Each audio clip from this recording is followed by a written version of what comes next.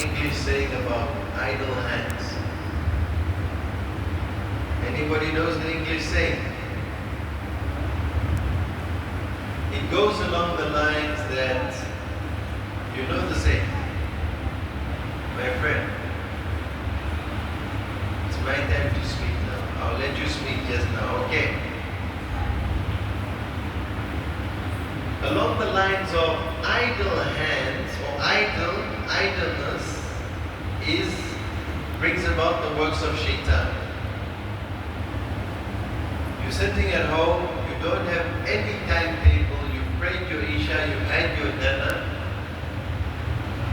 and now you are just sitting. Yes, you are relaxing, looking at your phone, you're doing this, you're doing that. It's just a matter of time that shaitan, knowing that you've just done your salah, first of all he wants to disturb that light that is in there. He inspires you. Why don't you look at this page? Why don't you text that person? Yeah, akhi, it's a good intention. Speak to her. Yes, you're only available at night time because you are busy during the morning and afternoon. Speak to that person over Facebook or over social media. Do dawah. Dawah. The intention is dawah, but the action is not permitted. When the action is haram, the intention is of no use, even if it's 1,000 intentions. When you time yourself and you know what you're doing as the hours are rolling, and we are just saying hours. As for the people of the past, they knew what they were doing. Every minute passes or every 50, they know where they are going and what they are doing. So as a starter, if you don't have a timetable, then the best approach to follow is like the Swahili people say, or sorry, like the words are in the Swahili language, kidogo kidogo. Shaitan is very clever. You will hear this reminder that, oh, today there was a nice lecture, it was about time and how we must use my time. Tonight I will plan everything. So then you will now overload yourself. Every 5 minutes passes, I'm going to read Quran. Then after this I'm going to read Hadith. After this I'm going to do this. After this I'm going to... So you overload yourself with that excitement of wanting to change, which is a good thing. And then what does shaitan do? Salaam alaikum. Salaam alaikum. He can overburden you. He can overburden you with deeds. And then you are doing deeds until midnight, from Quran to Salat al-Nabi sallallahu, it's all good things, to reading the Quran, to reading the Hadith and so forth and so forth.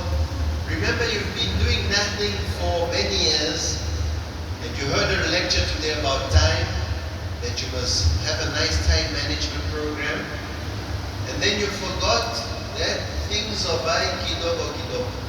So you ignored kidogo kidogo and you said every 5 minutes now I'm going to change from tonight, Hadith, Quran, Salat al-Nabi, then I'm going to read poetry, then I'm going to read Sirah, then I'm going to read Murda, then I'm going to So you are doing acts which are highly recommended. And what will this leave? Yes, you'll benefit from this, but it's going to perhaps, it might lead you to taking on too much. And then, how do you wake up the next day? You wake up holding your neck, sweating, because the sun has risen. So you overdid it the night before,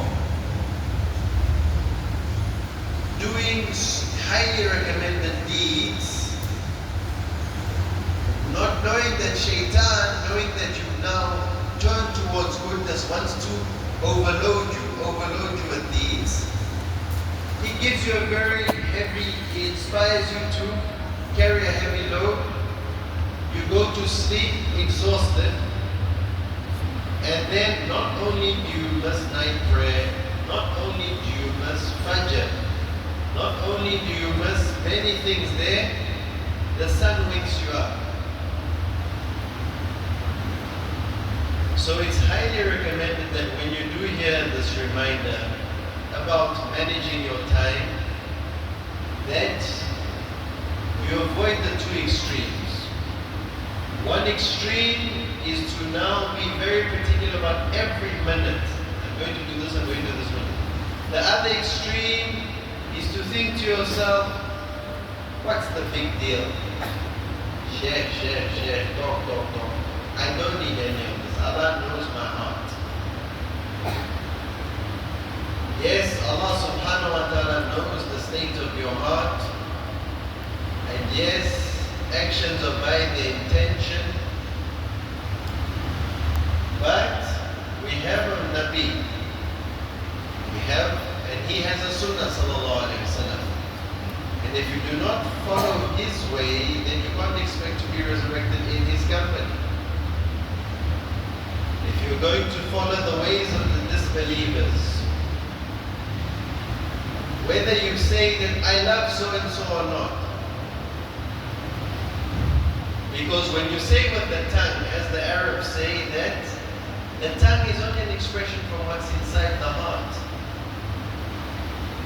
If the lifestyle that you are living and how your home is set up and how you interact with people and your other departments within your personal self are not in accordance to the Sunnah, then by default you are following somebody else. So time management is of the essence. And if you do not have a timetable, then from this very minute, without being too harsh on anybody, intend to have a timetable. Inshallah? Inshallah.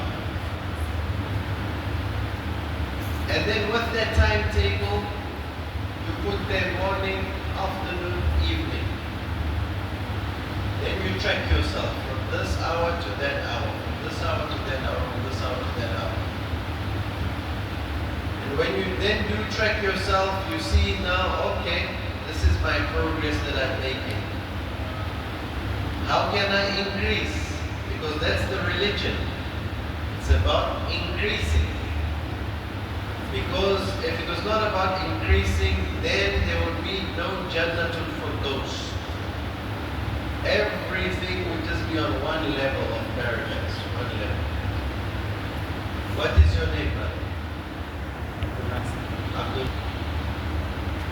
Put up your hands if you know how many levels there are in paradise. Who knows how many darajat?